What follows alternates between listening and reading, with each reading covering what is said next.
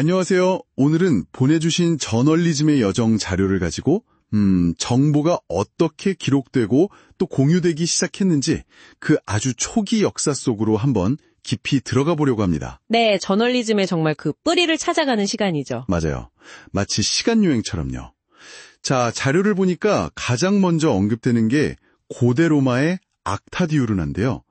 기원전 130년경이면 와, 정말 오래전인데 돌에 새긴 뉴스라니 이게 뭐랄까 구체적으로 어떤 시기였을까요? 네, 그게 매일의 사건들이라는 뜻인데요. 말 그대로 돌판이나 때로는 파피루스 같은 데다가 중요한 공지들을 새기거나 적어서 로마 시내 광장 같은 곳에 게시했던 겁니다. 아, 광장이요? 네, 뭐 법원 판결이나 정치적인 결정 같은 공적인 내용도 있었고요. 또 누가 태어났다, 누가 죽었다 같은 그런 소식들도 담겼다고 해요. 이게 자료에 따르면 국가가 정보를 좀 체계적으로 관리하고 알린 뭐랄까 세계 최초의 공식 뉴스지 비슷한 걸로 여겨지는 거죠. 그렇군요. 거의 뭐 원조 관보 같은 느낌이네요.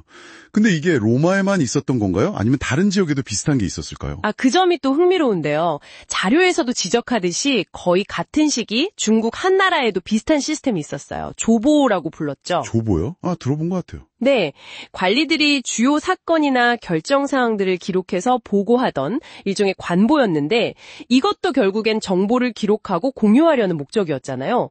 그러니까 이런 욕구가 특정 문명에만 있었던 게 아니라 꽤 보편적이었다는 걸 보여주는 거죠. 정말 그러네요.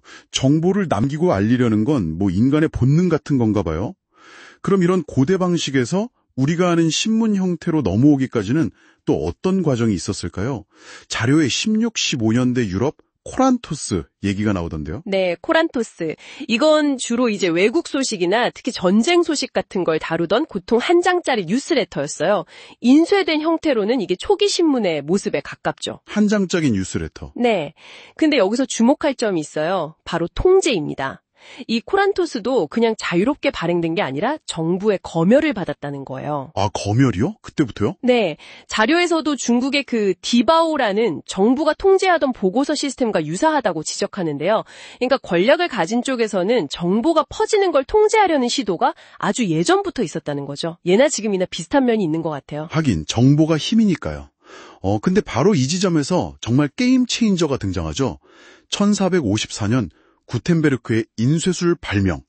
자료에서도 이걸 완전 혁명이라고 표현하더라고요. 네, 혁명 맞습니다. 진짜 이전과는 비교가 안 될 정도로 빠르고 또 저렴하게 정보를 찍어낼 수 있게 된 거잖아요. 성경부터 시작해서 뭐 온갖 종류의 지식이나 뉴스가 그야말로 폭발적으로 퍼져나가기 시작했죠. 그 파급력이 어마어마했겠네요, 정말. 그렇죠. 근데 자료에서도 중요한 포인트를 짚어주는데 이 기술 발전이 곧바로 오늘날 우리가 생각하는 그런 언론의 자유로 이어진 건 아니라는 점이에요. 아, 기술이 있다고 바로 자유가 오는 건 아니다. 네. 예를 들어 1644년에 존 밀턴이 아레오파지티카라는 글에서 검열 없는 출판의 자유를 엄청나게 강조했지만 당시 사회 분위기상 그게 바로 큰 반향을 일으키거나 제도로 연결되지 못했거든요. 그러니까 기술 발전 속도랑 사회적인 인식이나 제도가 받아들이는 속도 사이에는 좀 차이가 있었던 거죠. 그런 시차 같은 거군요. 그게 미국 초기 역사에서도 보이는 것 같아요. 1690년에 보스턴에서 미국 최초 신문이라는 퍼블릭 어커런시스가 나왔는데 딱 한 호 만에 폐간됐다고 해서 좀 놀랐거든요. 맞아요. 내용 때문이 아니라 정부 허가를 안 받고 발행했다는 이유였죠? 아니, 허가 하나 때문이요? 네, 이게 바로 초기 언론이 얼마나 이 정보 통제와 씨름해야 했는지를 딱 보여주는 사례예요. 자료에서도 이걸 강조하는데 언론의 자유라는 게 그냥 주어진 게 아니라 정말 오랜 시간 동안 권력과 맞서 싸우면서 얻어낸 결과라는 걸 보여주는 거죠. 굉장히 상징적인 사건입니다. 자, 오늘 이렇게 고대 로마의 돌판부터 구텐베르크 인쇄술, 그리고 초기 언론의 투쟁까지 쭉 훑어봤는데요. 이 모든 역사가 지금 이 시대를 살아가는 당신에게는 어떤 생각거리를 던져줄까요?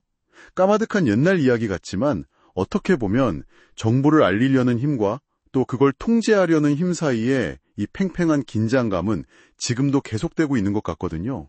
네, 여기서 한 걸음만 더 들어가서 생각해 볼 만한 지점이 있는 것 같아요.